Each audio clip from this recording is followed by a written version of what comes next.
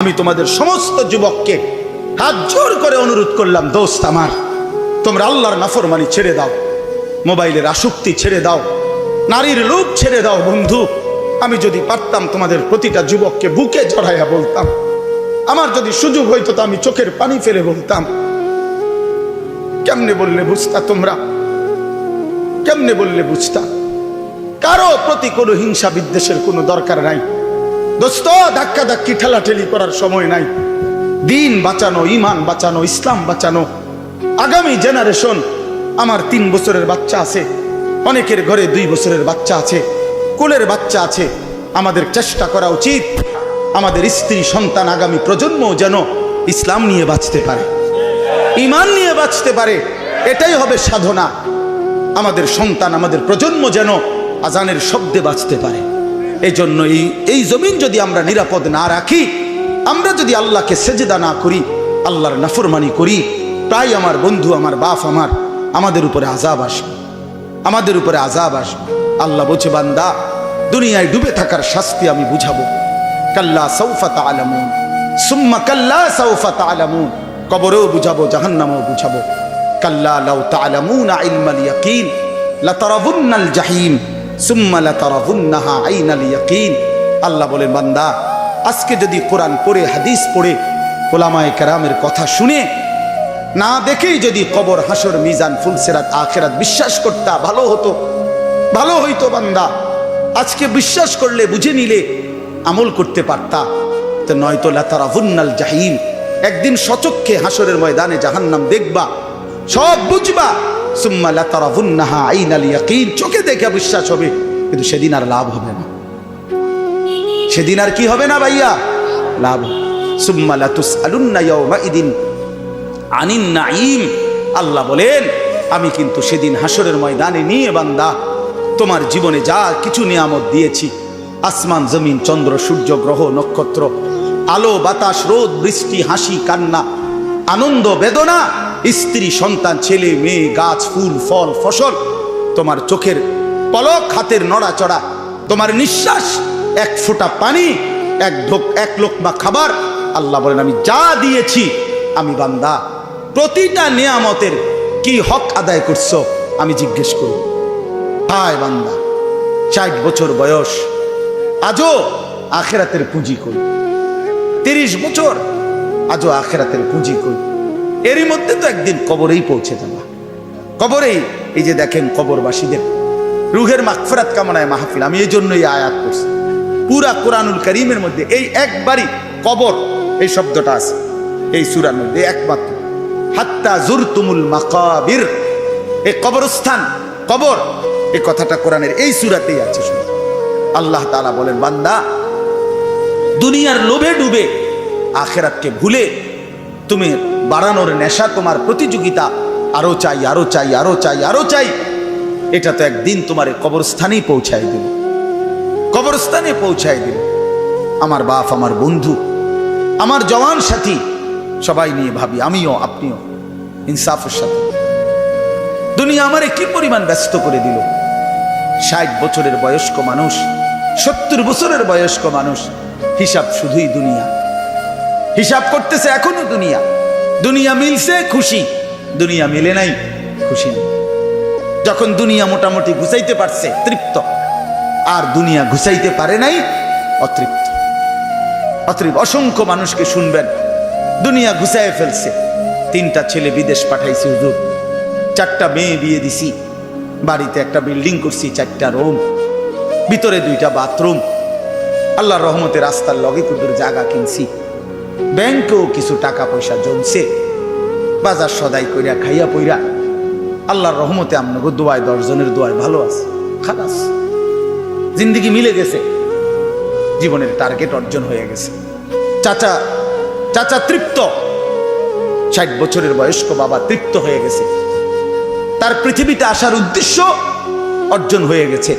পৃথিবীতে আসছিল ফোলাদ বিদেশ পাঠাইছে, পৃথিবীতে আসছিলেন মেয়ে বিয়ে দিতে, মেয়ে বিয়ে দিছে।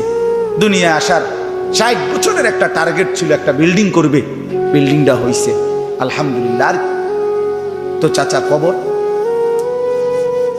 হাসরের ময়দান, ফুলসেরাত, মিজান, আমল নামা, জান্নাত জাহান্নাম, এগুলো কার জন্য? এগুলো কার জন্য? এগুলো কার জন্য? কই সেগুলোর কথাতে বললেন না? ইয়ালামুনা যাহিরাম মিনাল হায়াতিদ দুনিয়া, দুনিয়া তো খুব বুঝলা বান্দা, অহুম আনিল আখিরাতি হুম গাফিলুন, আখিরাতের ব্যাপারে তো গাফিল হয়ে রইল। যুবক ছেলে, তোমাদের হালাত কি? তোমরা মনে করছো তোমাদের লজ্জাস্থানের যৌনতার একটা শাহওয়াত আছে, চাহিদা আছে, এই চাহিদাটা যদি পূরণ হয়, নারী, ছবি, বন্ধুদের অসৎ আড্ডা, মোবাইলের অস্থির ছবি, এই জেনা ব্যভিচারের যে কোনো সুযোগ কিংবা কোনো অসভ্যতা নোংরামির কোনো সুযোগ পাইছ, জীবন উপভোগ করতেছ, খালাস খালাস। কোথায় নামাজ, কোথায় আখেরাত, কোথায় মৃত্যু, কোথায় কবর? আহা বাফ, কিছুই মনে করে না, কিছুই মনে করে, কিছুই মনে করে। এরই নাম জিন্দিগি, এরই নাম মুসলমান। এখানেই জীবনের সমাপ্তি, আর কিছু নাই। কবর বলতে কিছু নাই, আখেরাত বলতে কিছু নাই। আল্লাহ তাআলা বলেন, বান্দা আল্লাহকুমুত তাকাসুর, আহা বান্দা, দুনিয়ার নেশা তো তোমাদেরকে ভুলাই দিল আখেরাত। হাত্তা জুরতুমুল মাকাবির, এরই মাঝে তো একদিন কবরেই পৌঁছে গেলা। একদিন কবরে পৌঁছে তুমি তো উপলব্ধি করবা, কাল্লা সাউফা তা'লামুন সুম্মা কাল্লা সাউফা তা'লামুন। আল্লাহ তাআলা বলে, বান্দা শোনো, সাবধান, কাজটা ভালো করলা না, দুনিয়ায় ডুবে গেলা, আখেরাত ভুলে গেলা। সাউফা তা'লামুন, দুইবার বলছে একটা কথা আল্লাহ, অল্প সময়ে তুমি জানতে পারবা, অল্প সময়ে তুমি জানতে পারবা। তাফসীরের মধ্যে লিখছে দুইবার কেন বললো আল্লাহ? আল্লাহ বলেন, হে নাফরমান বান্দা, তোমারে আমি একবার কবরে আযাব দিয়া বুঝাবো তোমার এই নাফরমানির পরিণতি কি, আরেকবার হাসরে নিয়া জাহান্নামের আযাব দিয়া বুঝাবো তোমার এই নাফরমানির পরিণতি কি। তুমি সেদিন বুঝবা বান্দা, আমার কবর কি, আমার আখিরাত। রাসূলুল্লাহ সাল্লাল্লাহু আলাইহি ওয়াসাল্লাম বলেন, নাফরমান যখন কবরের প্রশ্নের জবাব দিতে পারবে না, তো আল্লাহ তাআলার পক্ষ থেকে ফেরেশতাদেরকে বলবে, আফরিশুহু মিনান নার ওয়ালবাসুহু মিনান নার ওয়াফতাহু লাহু বাবান ইলান নার। আমার বান্দার কবরের মধ্যে জাহান্নামের বিছানা বিছিয়ে দাও, জাহান্নামের পোশাক পরিয়ে দাও, জাহান্নাম বরাবর দরজা খুলে দাও। ফেরেশতারা এই তিনটা কাজ করে এই ফেরেশতারা সরে যাবে। আল্লাহর নবী সাল্লাল্লাহু আলাইহি সাল্লাম বলেন, কবর তখন তাকে একটা চাপ দিবে, এই চাপে এই ব্যক্তি ডান পাশের মাটি বাম দিকে, বাম দিকের মাটি ডান দিকে, এইভাবে আইসা চাপ মারবে। আল্লাহ রসুল বলে, ডান পাশের হাড্ডি পাঁজরের এই সাটনার হাড্ডি ভাঙ্গা বাম দিকে ঢুকে যাবে, বাম দিকের গুলো ডান দিকে। উদাহরণ দিয়ে বুঝাইছে নবী, হাত্তা তাখতালিফা আদলাউহু, এইভাবে দুই আঙ্গুল যেমন একটা আর একটার মধ্যে ঢুকে যায়, হাড্ডি পাঁজরের গুলো এইভাবে একটা আর একটার সাথে ঢুকে যায়। আল্লাহ নবী সাল্লাল্লাহু আলাইহি সাল্লাম বলেন, ওয়া ইউকাইয়াদু লাহু মালাকুন আবকামু ওয়া আসাম্মু ওয়া আ'মা। তার কবরে এরপরে নাফরমানের কবরে একজন ফেরেশতা পাঠানো হবে। এই ফেরেশতা তিনটা গুণ, এই ফেরেশতা বোবা, এই ফেরেশতা বধির, এই ফেরেশতা অন্ধ। সে কথাও বলতে জানে না, কানেও শোনে না, চোখেও দেখে না। আল্লাহ রাসূল বলেন, ফায়ুদরাবু লাহু বিমিথরাকাতিন মিন হাদিদ। এই ফেরেশতা তখন তাকে লোহার গুর্জ, লোহার হাতুড়ি দিয়ে নাফরমানের দরবাতান বাইনা উযুনাইহি, দুই কান বরাবর মাঝখানে আঘাত করবে। এক একটা আঘাতে ফায়াসিহু সাইহাতান, নাফরমান এভাবে চিৎকার করবে, ইয়াসমাউহা মান ইয়ালিহি ইল্লা সাকালাইন, মানুষ এবং জিন ব্যতীত আল্লাহর কসম গোটা সৃষ্টি এই নাফরমানের আওয়াজ শুনতে পাবে, চিৎকার শুন। দোস্ত আমার, বন্ধু আমার, ছেলেরা আমার, জিন্দিগি বড় বেশি রঙিন মনে করছো তুমি। 18,000 টাকার একটা মোবাইলের কাছে হেরে গেলাম মুসলমানের ছেলে। মাত্র 20,000 টাকা দামের একটা মোবাইলের কাছে এত সুন্দর জীবন শেষ করে দিল। ভুল করলাম, অল্প টাকায় বেচা গেলাম, অল্প কয়টা টাকায় হেরে গেল। বেঈমান তোমারে হারায় দিল। ইহুদি, খ্রিস্টান, নাস্তিক, মুরতাদ একটা নারীর উলঙ্গ ছবি অথবা অর্ধ উলঙ্গ ছবি দিয়া যারে তুমি ধরতেও পারো না, ছুঁইতেও পারো না, শুধু ছবি দেখাইয়া তোমারে শেষ করে দিল। তোমার দুনিয়াও নষ্ট করে দিল, আখেরাতও নষ্ট করে দিল। হায় হায়, এর চাইতে বড় ব্যর্থতা আর কিছু হইতে পারে। আমার কথা মনে রাখো বাপ আমার, প্রিয় বন্ধু আমার, সন্তানরা আমার, ছেলেরা আমার, ভাই আমার, যুবক, আমি যদি আর কোনোদিন বলতে নাও পারি, এই একবারই বলি, এতটা সুন্দর জীবন নষ্ট করে দিও না ভাই, এতটা সুন্দর জীবন নষ্ট করে দিও না ভাই। মেহেরবানি করে বরবাদ হইও না, চরিত্রহীন হইও না। কোরআনুল কারীমের মধ্যে আছে, আল্লাহ তাআলা বলেন, নারীর সাথে অবৈধ সম্পর্ক স্থাপনকারী ব্যভিচারী, এই জিনাখোর, আল্লাহর কসম আল্লাহ বলছে, ইউদাআফ লাহুল আযাবু ইয়াউমাল কিয়ামা। ব্যভিচারী, জেনাকারী, ব্যভিচারী। মনে রাখবা ছেলেরা, নারীর সাথে কেউ যদি কথা বলে, সেও চোখের জেনা করে। নারীকে যদি কেউ হাত দিয়ে ধরে, স্পর্শ করে, সে হাতের জেনা। কথা বললে জবানের জেনা, কানে শুনলে তার কথা ভিন নারীর আওয়াজ, অথবা তার ভালোবাসার বিশ্রী কথাবার্তা, অবৈধ কথা, তো এটা কানের জেনা। তার সাথে পায়ে হেঁটে এগিয়ে গেলে পায়ের জেনা। অন্তর দিয়ে কল্পনা করলে নারীকে নিয়ে, অন্তরের জেনা। আর লজ্জাস্থান দিয়ে জেনা করলে সেটাও জেনা। আল্লাহর কসম, নবী বলছে সবটাই জেনা। চোখেরটাও জেনা, হাতেরটাও জেনা, পায়েরটাও জেনা, দিলেরটাও জিনা, মুখেরটাও জিনা, শব্দটাও, আবার লজ্জাস্থানেরটাও জিনা। অতএব যে কোনো স্বামী স্ত্রীর সম্পর্ক ব্যতীত ভিন নারী, ছবি হোক বাস্তবে হোক, নারীর সাথে যার সম্পর্ক, আল্লাহর কসম, রব্বে কাবার কসম, সে ব্যভিচারী, লম্পট, দুশ্চরিত্র, জেনাকার। আর আল্লাহ বলছে, আমি তোরে ডবল ইউদাআফ অর্থ ডবল রিডবল শাস্তি দেব কিয়ামতের দিন। ওয়া ইয়াখলুদ ফীহি মুহানা, এবং আল্লাহ বলে তারে বেইজ্জতি কইরা, লাঞ্ছিত কইরা চিরস্থায়ী জাহান্নামে ফেলে দেব। দোস্ত আমার, মনে রাখো বাপ, আমি খোলামেলা বললাম, আমি পরিষ্কার বললাম। হাজারো ছেলে তোমাদের চেহারা দেখে বোঝা যায় ভাইয়া, এইখানেও তোমরা অনেক ছেলে চেহারা দেখলে বোঝা যায় আজকের সারাদিনে এক ওয়াক্ত নামাজ পড়ো নাই। কেমনে এত বড় পাষাণ হইলা? আল্লাহকে এভাবে কেমনে ভুলে গেলা? কেমনে ভুলে গেলা? কেমনে ভুলে গেলা? কোরআন শরীফের আমি দুইটা কথা বলি। একটা কোরআন শরীফের আয়াত আছে, আমার বাপ আপনাদেরকেও শুনাই, আপনারা আপনাদের ছেলেদেরকে বইলেন।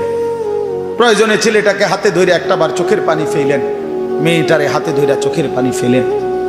আল্লাহ কোরআনে বলছে, ফাবি আইয়ি হাদিসিম বাদাহু ইউমিনুন। 29 নম্বর পারায় সূরা মুরসালাতের মধ্যে এই আয়াতটা আছে। আল্লাহ বলে, বান্দা, এই 30 পারা কোরআন আমি নাজিল করেছি, আমার সর্বশ্রেষ্ঠ কথা এগুলো। 23 বছরে আমি আমার রাসূলের কাছে এগুলো নাজিল করেছি তোমাদের জন্য। এক একটা কথা বান্দা কোরআনুল কারীমের মধ্যে আমি বারবার বলছি, আকিমুসসালাহ, আকিমুসসালাহ, আকিমুসসালাহ। 80 বারের চাইতে বেশি বলছি। ইয়া আইয়ুহাল্লাযীনা আমানু, হে ঈমানদারগণ, হে ঈমানদারগণ। 89 বার, 8, 9, 89 বার আল্লাহ এই শব্দ দিয়ে আমাদেরকে ডেকেছেন, হে ঈমানদারগণ, হে ঈমানদারগণ, হে ঈমানদারগণ। 89 বার ডাকছে। 80 বারের চাইতে বেশি নামাজের কথা আল্লাহ বলছে, ইত্তাকুল্লাহ, ইত্তাকুল্লাহ, ইত্তাকুল্লাহ, ইত্তাকুল্লাহ। আল্লাহকে ভয় করো, আল্লাহকে ভয় করো, আল্লাহকে ভয় করো। ওয়াইলুন ইয়াউমাইদিল লিল মুকাদ্দিবিন। সূরা মুরসালাতের একটা সূরাতে 10 বার, এক সূরার 50টা আয়াতের মধ্যে 10 আয়াতে এক কথা আল্লাহ 10 বার বলছে যে, বান্দা, তোমরা যারা নাফরমান, মিথ্যাবাদী, সেদিন আখিরাতে তোমাদের জন্য জাহান্নাম, জাহান্নাম, জাহান্নাম, জাহান্নাম, জাহান্নাম 10 বার বলছে। তো আল্লাহ বলতে চাচ্ছে, বান্দা, এতবার বললাম, এতভাবে বললাম, এত বড় শ্রেষ্ঠ কোরআন নাজিল করলাম, তুমি বান্দা এবার আমারে বলো যে, বান্দা, আমি আর কতবার বললে, আর কেমনে বললে, আর কোন কিতাব নাজিল করিলে এক একটা কথা আর কতবার বললে তুমি আমারে মানতা? তুমি বলো, বলো মুসলমানের সন্তান, আর কতবার বললে তুমি নামাজ পড়তা? এই কথা যখন তোমার সামনে হাসরের ময়দানে এভাবে আল্লাহ জিজ্ঞেস করবে যে আর কতবার বললে বান্দা তুমি আমারে সেজদা করতা, কি জবাব দিবা বাপ? আর কতবার বললে তুমি সুদ ছাড়তা? 30 বছর মুসলমান সুদ খায়,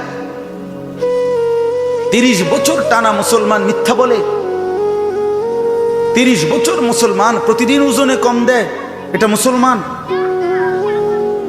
30 বছর ধরে মুসলমানের ঘরে প্রতিদিন রঙিন টেলিভিশনে নাচ গান নর্তকীর ছবি চলে, প্রতিদিন টেলিভিশন চলবে, এটা জিন্দেগি? এটাই জীবন? 60 বছর বয়স আপনি এখনো বিড়ি সিগারেট খাবেন, এটাই কথা ছিল? 60 বছর বয়স এখনো আপনি চা দোকানে টেলিভিশন দেখবেন, এই কি কথা ছিল চাচা? আহা, কবরে যাবেন কোন দিন? তাইলে মরণের কথা মনে পড়বে কোন দিন? যুবক ভাই বলো, 365 দিনে একটা বছর কোনোদিন ফজরের নামাজ পড়লা না, এ কেমন জিন্দিগি তোমার? তুমি আল্লাহরে এতটা ভোলা কেন ভুলে গেলা? এভাবে ছেড়ে দিলা কেন ভাই আমার? এই হলো একটা প্রশ্ন। আরেকটা প্রশ্ন হলো, লাকাদ মান্নাল্লাহু আলাল মুমিনিনা ইজ বাআসা ফীহিম রাসূলাম মিন আনফুসিহিম। আমার এটুকু কথা মনোযোগ দিয়ে শুনেন সবাই। নবী সাল্লাল্লাহু আলাইহি সাল্লামের ব্যাপারে আল্লাহ বলছে, বান্দা, হে আমার ইমানদার বান্দা, এই পৃথিবীর সমস্ত নিয়ামত আমি দিয়েছি সবার জন্য। আসমান জমিন চন্দ্র সূর্য আলো বাতাস রোদ বৃষ্টি হাসি কান্না আনন্দ বেদনা স্ত্রী সন্তান গাছ ফল ফুল ক্ষেত ফসল টাকা পয়সা জায়গা জমি, এগুলো তো আমি সবাইকে দিছি। কিন্তু তোমরা ইমানদারগণ শোনো, আমি মহান আল্লাহ রাব্বুল আলামিন তোমাদের জন্য একজন আলাদা আমার সর্বশ্রেষ্ঠ রাসূল, কলিজার টুকরা, আমার সবচেয়ে প্রিয় মাহবুব, আমার বন্ধু, আমার আখিরি রাসূল নবী মুহাম্মদুর রাসূলুল্লাহ সাল্লাল্লাহু আলাইহি সাল্লাম, তাকে আমি তোমাদের জন্য দিয়েছি। এটা আমার সর্বশ্রেষ্ঠ নিয়ামত। বলেন আলহামদুলিল্লাহ, বলেন আলহামদুলিল্লাহ।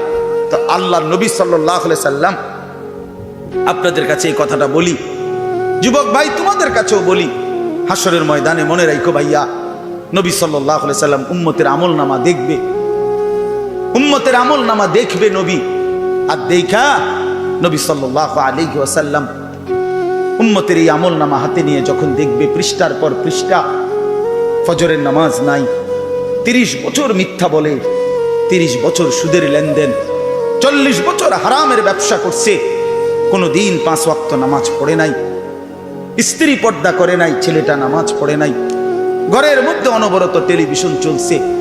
প্রিয় ভাই আমার, বাপ আমার, আল্লাহ নবী সাল্লাল্লাহু আলাইহি সাল্লাম সেদিন চোখের পানি ফেলবে আর বলবে, উম্মত এটা কি আমলনামা নিয়ে আসছে? উম্মত তুমি আমার এত বড় বেইজ্জতি কেমনে করলে? আমি 23টা বছর তোমাদের জন্য কেঁদেছিলাম, সারা রাত এশার নামাজের পরে নবী দাঁড়াইছে কানতে কানতে, ফজরের আজান পর্যন্ত নবী উম্মতের জন্য দোয়া করছে আর চোখের পানি ফেলছে। তায়েফের পাথরের আঘাতে পিঠটা ছিদ্র করে ফেলছি, ক্ষুধার কষ্টে পেটে পাথর বেঁধেছিলাম,